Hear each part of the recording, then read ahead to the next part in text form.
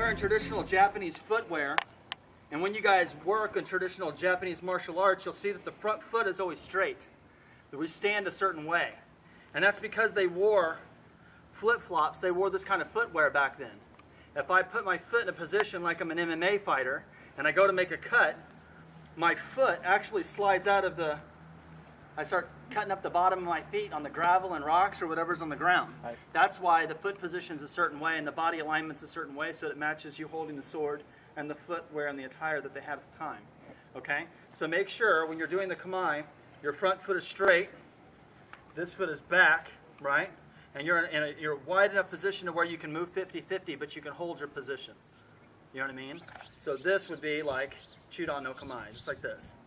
You see what I'm saying? Like this is the perfect spot. And then moving through. Right. Okay? You do not want to be in a position that is only for defense.